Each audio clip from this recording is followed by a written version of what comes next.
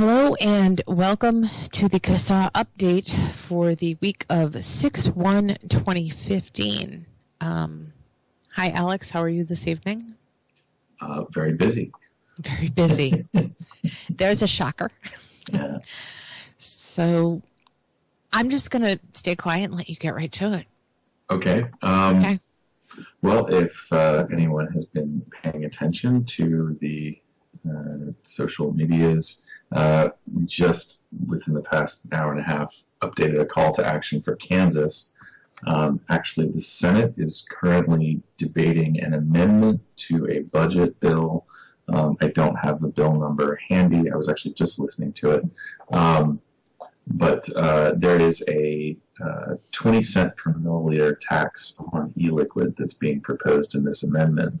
And this is happening as we speak right now, and could likely be voted on tonight and move on to the House tomorrow. So we have a call to action up for that. People in Kansas should be on alert. This is moving very quickly. Hopefully we can mount a substantial consumer pushback to this tax. Like I said, this is happening right now. From what I understand, from what I was just hearing, they've kind of taken this amendment and broken it up into 3 different parts, and they're voting on each part individually. So we are sort of we're in the third part, the other provisions total, if I am understanding all of this properly. There's also a cigarette tax increase in the year. So we'll see what happens. Hopefully I can get this done fast enough that I can listen in. Okay. I'm also following this on Twitter. Hashtag KSLEG, Kansas Ledge. So lots of stuff going on tonight. Yeah. So that is Kansas. The other thing to report, House Bill 2546 in Oregon has been officially signed into law. This includes vaping in the state's Indoor Clean Air Act. And there is currently no exemption for vapor shops. There's some other, believe it or not, more disturbing provisions in this new law That's scary. that I don't remember when we first issued a call to action for this. Okay. Originally, this was just a ban on indoor use, and I think prohibiting sales to minors, which we don't oppose prohibiting sales to minors. But Right. So one of the things that I saw this morning when I was looking at this, by the way, this happened on the 26th. So this was, sorry, I'm looking at the wrong month here. So this was last Tuesday when this actually got signed. Let's see here. It's in the first section, and the thing that really struck me was, if you read this in line, it is unlawful to distribute, sell, or allow to be sold an inhalant delivery system if the inhalant delivery system is packaged in a manner that is attractive to minors as determined by the authority by rule. And this, I believe, is the Oregon Health Authority. I have the actual bit of the state code here. So like plain packaging for e-cigs? Well, who knows? I guess that's kind of up to an unelected body to figure that out. I don't exactly know how the Oregon Health Authority derives its power, but I'm assuming that they're the ones that would be making that determination. I mean, I guess the law is pretty clear. We're talking about packaging. Right. But who knows where that will go. That could very well mean that that we'll be talking about flavors here pretty soon. So Yeah. that's kind of a new twist. We haven't. I don't think we've seen that codified yet at the state level. Oregon's pretty terrible. Just the way they write their laws on nicotine is pretty bad. Yeah, Oregon has really turned out to be kind of a mess. Yeah. I don't know what the problem is with the West Coast up until now. They've sort of enjoyed the status of being, that laid-back section of the country, but I guess that's dissolving pretty quickly. Not anymore. Yeah. So, unfortunately, that's what's going on in Oregon. There was another bill that was changed over the weekend. I believe it was SB 663. I actually have to go back through all of my various message inputs here. Let's see. Somebody actually released a call to action for this. Yeah, Senate Bill 663, which was a licensing bill. Okay. I honestly, I got this late Sunday. I think you sent me a message as well. Probably. I really didn't have much time to put anything together, and to be honest, this is for a public hearing / work session at 8:30 in the morning today. So I kind of don't really know what much we could have done besides get the word out. But it really, I think, begged some analysis. I know that it was a licensing bill. It didn't look on the surface to me, I could be wrong about this, but it didn't look, everybody has to kind of get a license through the alcohol control board or something like that. But there seem to be separate licenses for a part of my soul dies every time I have to say this. Inhalant delivery system retailer. But it's a separate license from tobacco, as far as I understood it. So at least there wasn't that kind of conflation. Again, this all deserves a bit more scrutiny than what I'm giving it here. But the other thing was that there's sort of this proximity regulation that you can't be 1,000 feet. You have to be more than 1,000 feet away from a school and so on and so forth. But to be honest, I think that Oregon's got some bigger problems to worry about, and of course they're now law. So I think that this bill might actually, I think there's a potential that this bill will carve out an exemption for vaping in vapor shops. I'm not sure. So kind of a mixed bag in Oregon. An unfortunate mixed bag. So those are the two big legislative things I've got on my list right now. I'm certain there are more. Things sort of slowed down last week. Obviously, I think there were a lot of places that were in recess because of the holiday. Right. I know that at the federal level, lawmakers were in recess. And actually something to bring up.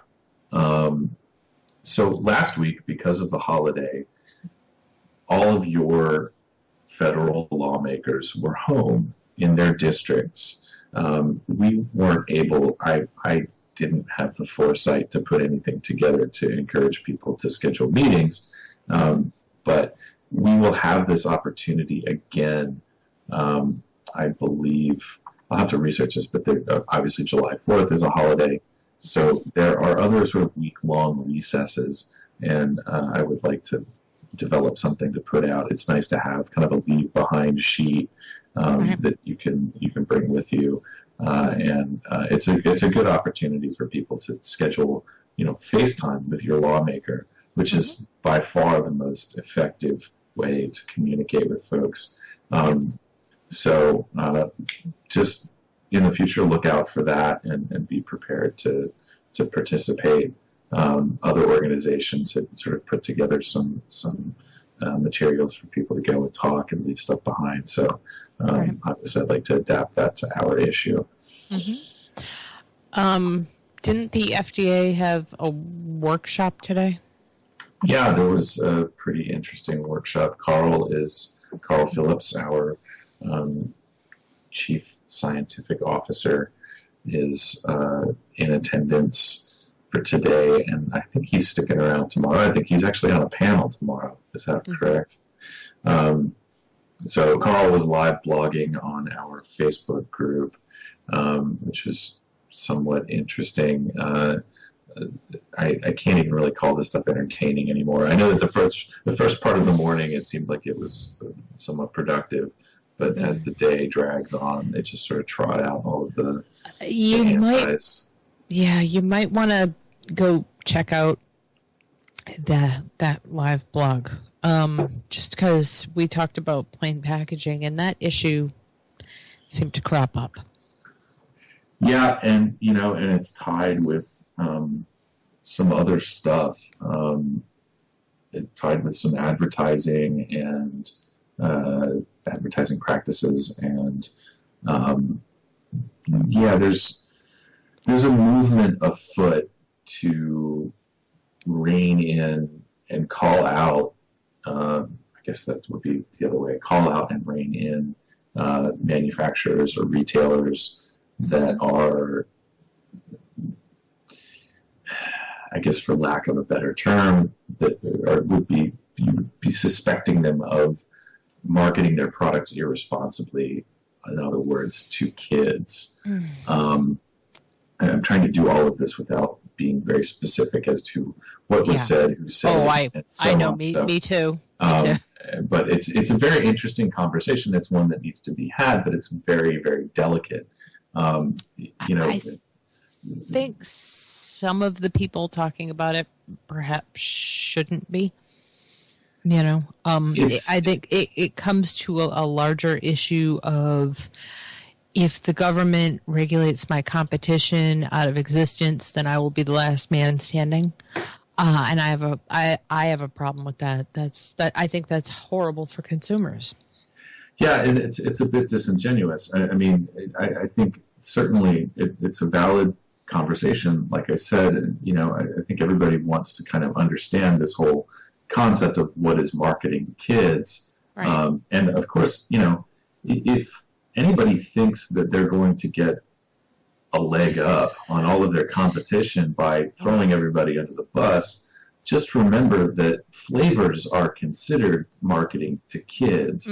So when whoever ends up at the top of the pile here, just remember that a lot of these, if you open that door, there's this flood of regulation that's being held back right now that will inevitably whittle down the market to things like, we could be left with, vanilla, something horrible, tobacco, and menthol. I think it's going to, I don't even think we're going to have vanilla. I think they're going to say tobacco, menthol, or maybe not even menthol, because I know they really want to remove menthol from the market, and they keep trying to equate vaping with smoking.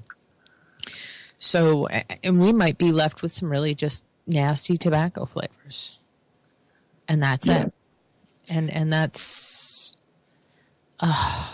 So I would prefer, I don't want to discourage people from having this conversation, but I would rather encourage folks to have this conversation a little bit more quietly. And if you have to say something publicly, please be a lot more thoughtful about it. And even beyond the marketing to kids discussion, there is this general trend.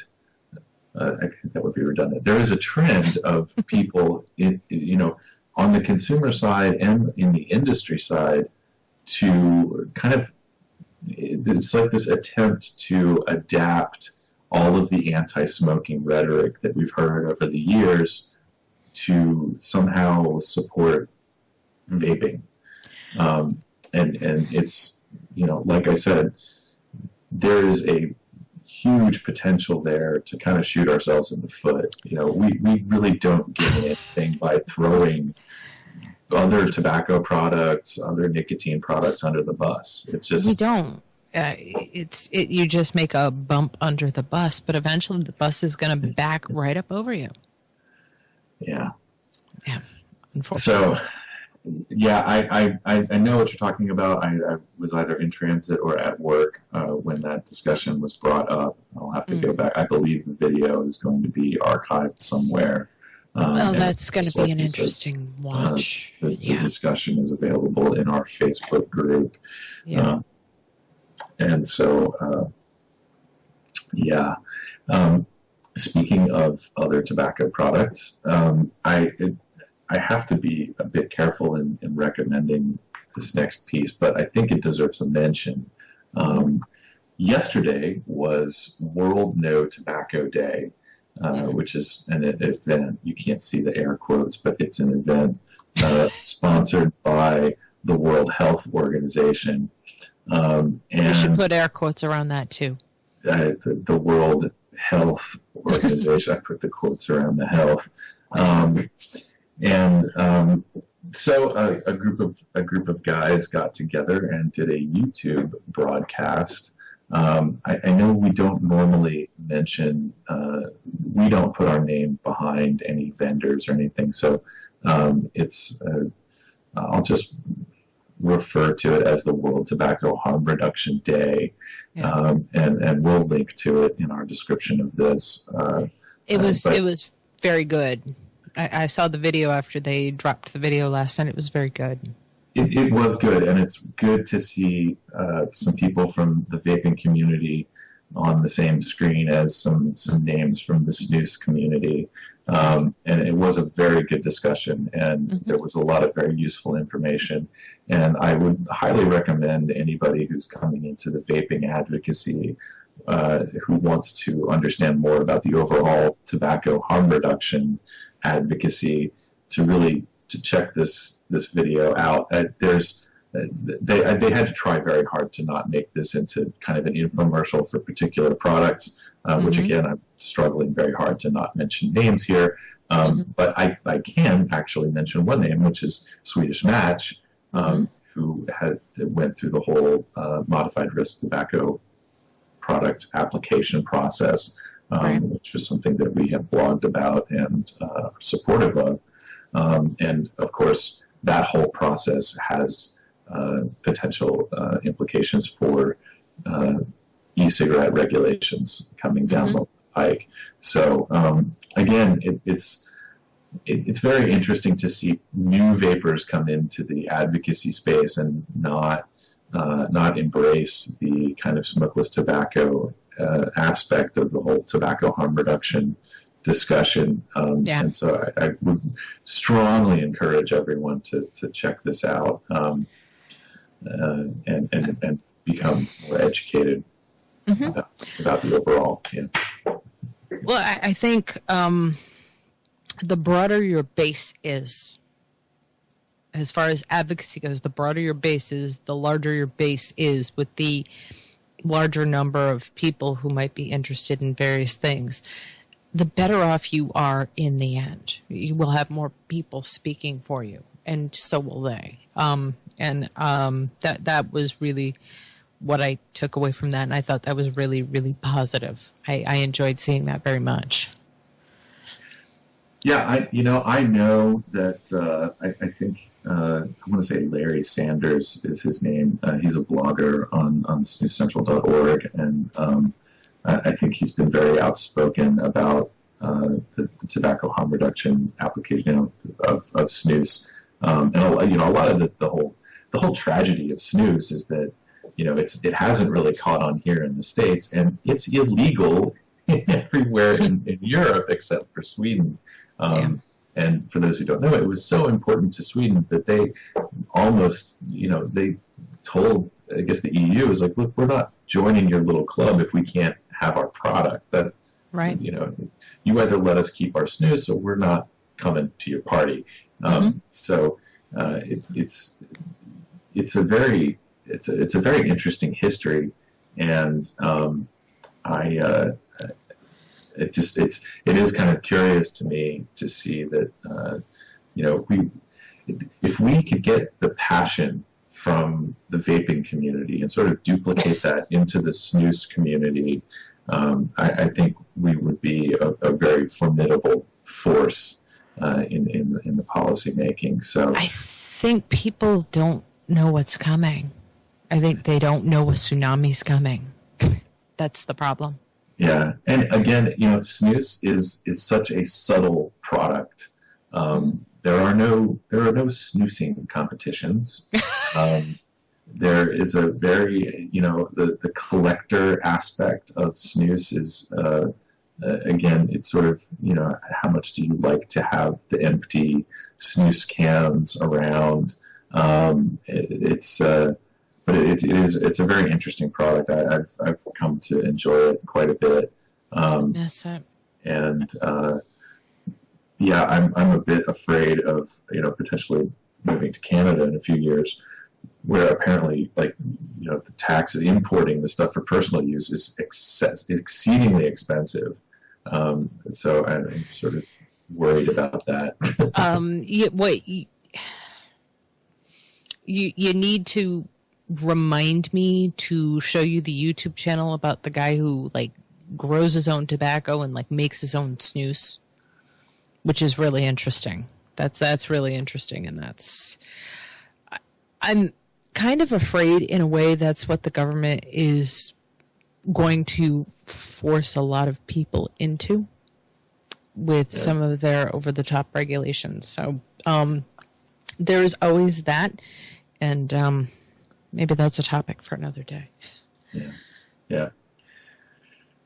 So, I have a Senate floor hearing, debate, whatever, to listen to.